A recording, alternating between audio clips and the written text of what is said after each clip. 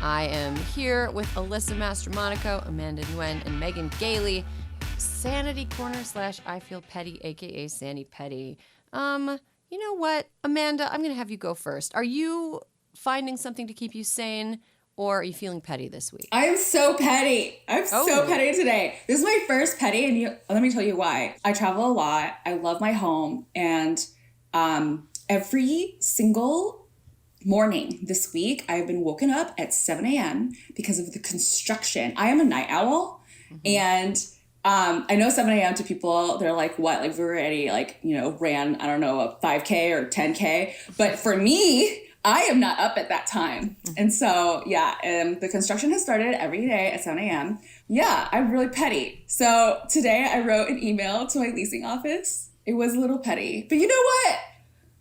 It's just me. Okay? So. I mean, what are the local, this is going to sound extremely Karen-ish, but are there local I remember when I've lived places where they're not supposed to start before 8. I know. I literally thought that today. I was like, I have written 75 laws. I have gotten the United Nations to pass things for the world unanimously. If I can get the United Nations to do this, I can get this construction company to start later. So yes, I'm feeling very petty. And I literally did think about starting a protest, community organizing my building so that we go and, we change some stuff. But yeah, very petty. It was my first petty. I thought about this today.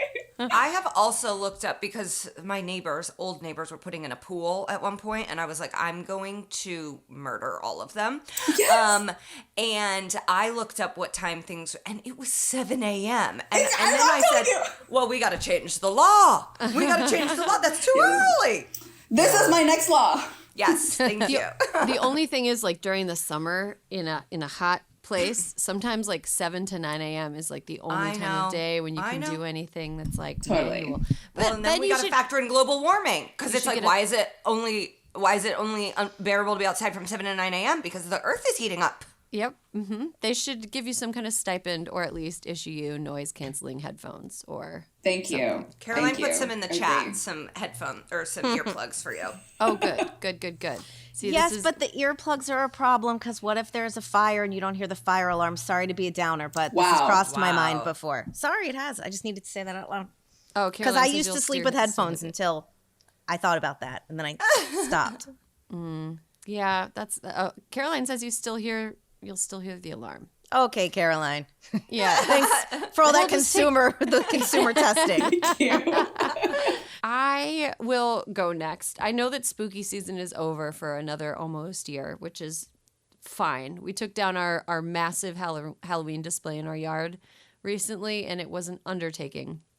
But one thing I feel petty about is when stores were selling Halloween decorations, I saw this recurring thing that just drove me nuts. And that was skeleton decorations that are made to look like animals, but the animals have ears. The skeletons have ears that would be cartilage and would not be part of the skeleton.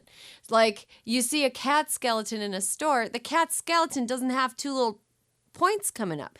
This cat's got they've got just a freaky little bean head. They don't have the ear. It's not. Those are anti-science skeletons. Wow. Yeah, that's right. I saw a dog skeleton that had ears, and I was like, this is not correct. If you must sell skeletons that look like the thing that they are, I guess humans and fish are kind of it. Because anything with any kind of ear thing, it takes me out of it. It really ruins when I see one, it makes me mad, and I want to turn around and leave the Michaels or the, wherever I'm doing my Halloween shopping. So that's what I feel petty about this week. No cartilage features on skeleton decorations, please.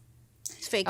If you are interested in that, I highly recommend that you check out what scientists think dinosaurs could possibly look like. Because the chicken things? Yes, right? Oh. Do y'all know this? So obviously we only have the bones, right, from these dinosaurs, but people are saying that these dinosaurs could actually look completely different, because if you look at the skeletons of actual animals right now, and we were to draw them the way that these scientists draw the dinosaurs, our like rhinos and chickens would look so wild, like so different. It's hilarious. It's hilarious. So if you feel strongly about a cat, I feel like you look like this. Yeah.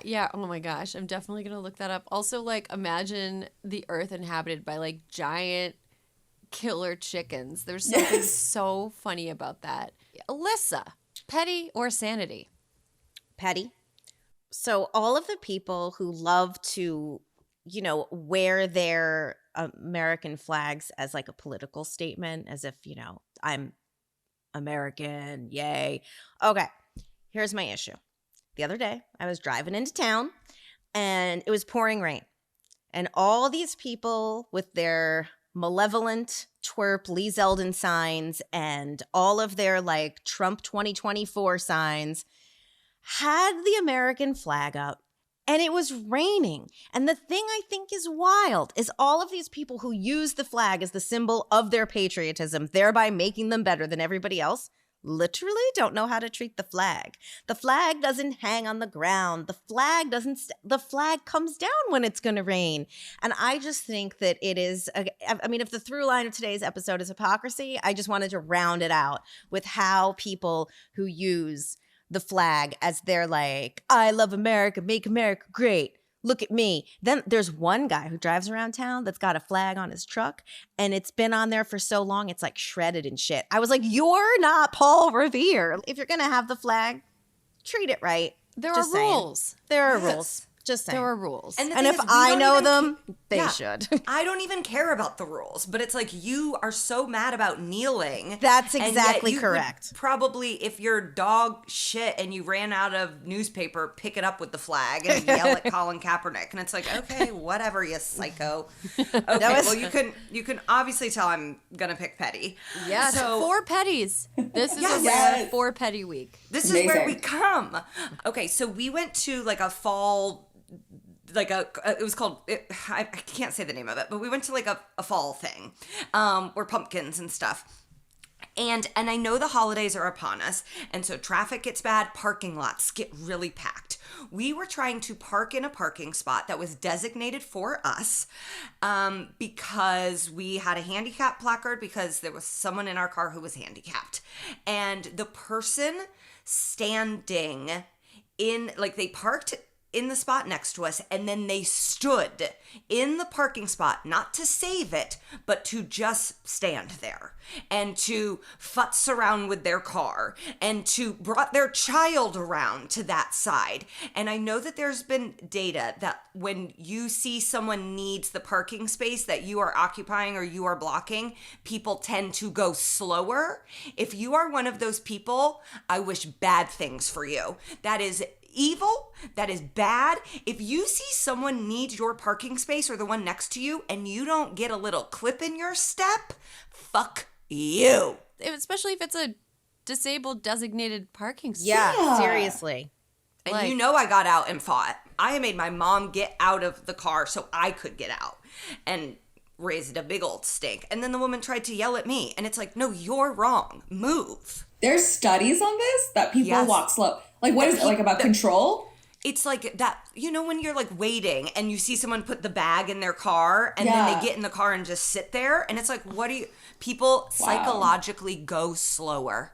Wow. And it's like, I am literally like racing. Like, I'm like, me too. Oh, 1 second. I'm like shoving Conrad in. I'm like, oh my God, directions. I don't need to know where I'm going. Like, let's all get in. Let's all get out. Let's all get in. Let's all, Trader Joe's directing traffic. Like bending over backwards to try and like help accommodate because I just want everyone to be able to park. Yeah. And the fact that there's people that want to go slow and when she brought her daughter around, I'm like, you want your daughter to get hit? Like, what is happening? Are they wearing flags in the rain? In the rain. No. Yeah, and carrying a cat skeleton with ears on it. Those are actually the people outside your house right now, Alyssa. I found out who they are. Good. Megan, that is how I got a ticket for using my cell phone while driving once, because I was in such a hurry to like vacate a spot and get out that I like didn't have my directions up. So I pulled out of this parking garage downtown and I was like I literally just pulled up and I was just like looking down and making sure that the directions were right. And a cop on a bicycle pulled me over and gave me a ticket. No. I know. No good deed. Can't win for know. trying. I know. But he is a cop on a bicycle. So in a way, his life is probably not the greatest. On that note, that's all the time we have for this last Hysteria episode before Election Day. I hope everybody's voted. If you haven't voted, make a plan. If you have voted, bug everyone you know about voting. Alyssa, thank you for being my ride or die. Amanda and Megan, thank you for hanging out. We will be back next week, and I will probably have even less sleep. So Probably. yep. See you guys on the other side, and take care and save democracy, please. And vote.